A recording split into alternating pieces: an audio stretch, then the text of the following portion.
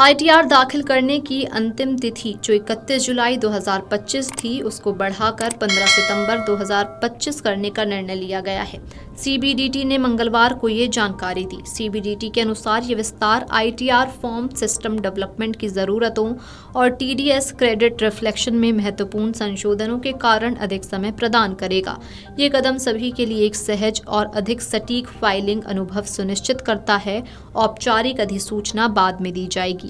आयकर विभाग ने एक्स पर एक पोस्ट में इसकी घोषणा की। पोस्ट के अनुसार कृपया करदाता ध्यान दें, सीबीडीटी ने आईटीआर दाखिल करने की अंतिम तिथि को बढ़ाने का फैसला किया है।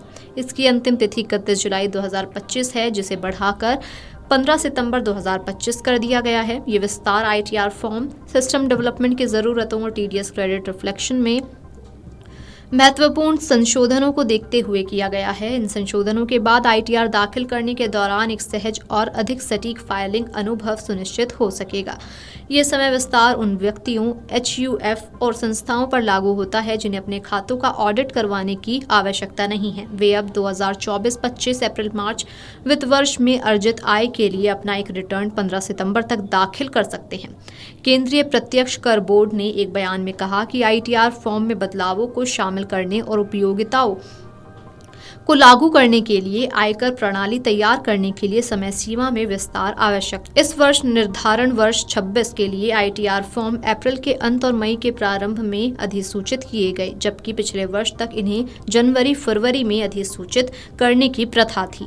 सीबीडीटी ने कहा कि करदाताओं के लिए एक सुचारू और सुविधाजनक फाइलिंग अनुभव की सुविधा के लिए यह निर्णय लिया गया है। आईटीआर दाखिल करने की अंतिम तिथि, जो कि मूल रूप से 31 जुलाई थी, उसको बढ़ाकर 15 सितंबर 2025 कर दिया गया है। कर निर्धारित वर्ष 2025-26 के लिए अधिसूचित आईटीआर में संरचनात्मक और सामग्री संशोधन किए गए हैं, जिसका उद्देश्य अनुपालन को सरल बनाना, पारदर्शिता बढ़ाना और सटीक रिपोर्टिंग को सक्षम बनाना है। सरकार ने 29 अप्रैल को कर निर्धारित वर्ष 2025-26 के लिए आयकर रिटर्न फॉर्म 1 और 4 को अधिसूचित किया है। ये फॉर्म 50 लाख रुपए तक की कुल आय वाले व्यक्तियों, एचयूएफ और उन संस्थाओं की ओर से दाखिल किया जाता है जिन्हें अपने खातों का ऑडिट नहीं कराना पड़ता। अब सूचीबद्ध एक्टिविटी से 1.25 लाख रुपए तक के दीर्घकालिक पूंजीगत लाभ वाली संस्थाएं आईटीआर 1 और 4 में ऐसी आय दिखा सकती हैं। इससे पहले उन्हें आईटीआर 2 दाखिल करना जरूरी था। सरकार ने 80C, 80GG और अन्य धाराओं के तहत दावा की गई कटौती के संबंध में फॉर्म में कुछ बदलाव किए हैं। करदाताओं को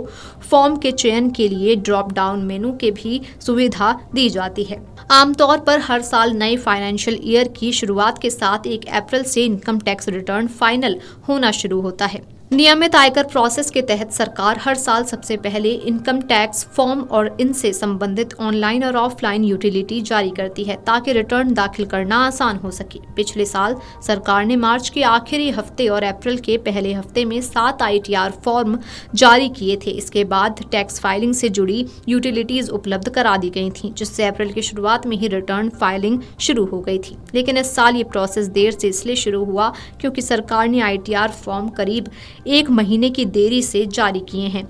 इन फॉर्म की यूटिलिटीज का भी अभी इंतजार है। इनकम टैक्स विभाग की तरफ से खुद माना गया है कि पूरे आईटीआर प्रोसेस और जारी किए गए फॉर्म्स में बदलाव किए गए हैं, जिसकी वजह से रिटर्न फाइल करने की तारीख बढ़ा दी गई है।